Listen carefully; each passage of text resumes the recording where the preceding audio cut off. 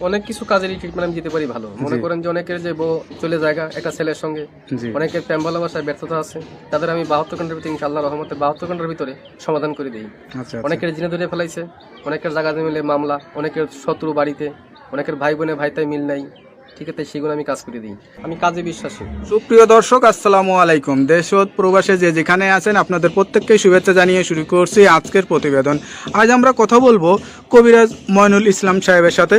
জানবো তার কি বিষয়ে কবিরাজি ট্রিটমেন্ট দিয়ে থাকেন এবং কি অবস্থায় চলছে তার কবিরাজি।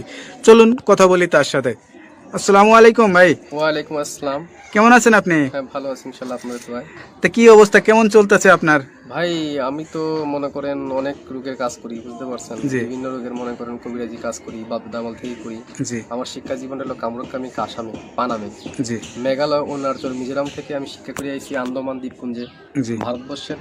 সেখানে আমি শিক্ষা করছি পরি চালান, হাড্ডি চালান, মানুষের বিভিন্ন রোগ উপকার করি, যেমন মানুষের বান মারে। আচ্ছা, এই যে আপনার রাতে যে দেখা যাচ্ছে কড়ি হাড্ডি, এটি আসলে এইগুলোর মাধ্যমে চালান দিয়ে ট্রিটমেন্ট দিয়ে থাকেন নাকি? আসলে আমার শিক্ষা জীবনে পাইছি, ঠিক আছে। এখন দিয়ে এরাইলো রাহুর হার। আচ্ছা আচ্ছা, এই হার দিয়ে আমি মানুষকে জিন সাধন করি। আচ্ছা আচ্ছা, বোতল জিন সাধন করে সাগরে নিক্ষেপ করি। আচ্ছা আচ্ছা, মানুষ বান মারে, নষ্ট করে, সেই রোগের কাজ করি আমি। এগুলো বোতলে ভরে মানুষ চালান করে দিই নদীতে। কথা বুঝতে পারছেন?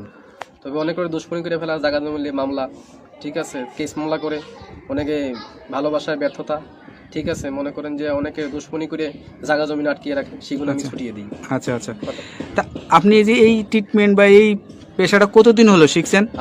আমার বয়স হয়ে গেছে প্রায় 30-35 বছর। আচ্ছা আচ্ছা, এই পেশাটা কি আপনার বাপ দাদার পেশা থেকে আপনারা আসছেন নাকি আপনি শিখছেন? আমার বাবাও ছিল কবিরাজ, ঠিক আছে, আমার দাদাও ছিল কবিরাজ। তারা ভারতবর্ষে থাকতো, ত্রিপুরা রাজ্য, মেঘালয়, অরুণাচল, মিজোরাম, নাগাল্যান্ড থেকে শিক্ষা করে বাংলাদেশে আসি। বাংলাদেশে আমাদের বাড়ি, ঠিক আছে।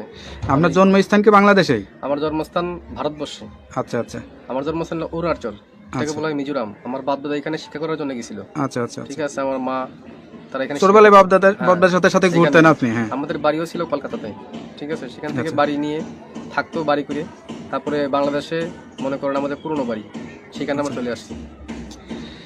এখন যে দেশে আছেন বা এই যে এখন যেখানে আছেন, এই ঠিকানাটা কোথায়? এটা হলো সাভার। সাভার, এই যে ঠিকানায় যে আছেন আপনি, এই যে ট্রিটমেন্ট দিয়ে বউ বাচ্চা কাচ্চা নিয়ে, আপনার তো ফ্যামিলি আছে, তাদেরকে নিয়ে সবাইকে নিয়ে ভালোই আছেন? ইনশাআল্লাহ ভালো আছে। ভালোই আছেন। তো এখন মানে যে রোগী আসে, সেটা কি ধরনের রোগী বেশি আসে আপনার কাছে? মনে করেন যে অনেকের মনে করেন যে বান মারি ফেলায় অনেকে। আচ্ছা আচ্ছা, অনেকে দুশ্মনী করে মনে করেন কেস মামলা, জায়গা জমিলে মামলা করে ফেলায়। অনেকের বউ জায়গা চলে একটা ছেলের সঙ্গে প্রেম ভালোবাসা করে। আচ্ছা, সেই কাজের জন্য আমি বেশি জড়িত। আমি মনে করেন যে আমি জিন সাধকের মাধ্যমে, আমি চালানোর মাধ্যমে কাজটা করি। এই ট্রিটমেন্ট অনেকে আবার জিনে ধরে, ভূতে ধরে না, জিনে, হ্যাঁ, জিনে আসল করে সেগুলো আমি আবার ছাড়িয়ে দিই।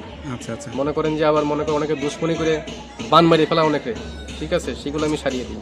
আচ্ছা আচ্ছা, তো এই ট্রিটমেন্ট করার জন্য আসলে কি মানে করা লাগে? যদি কোনো কিছু লাগে দরকার, সেগুলো আমরা বলে দিই মোবাইলের মাধ্যমে।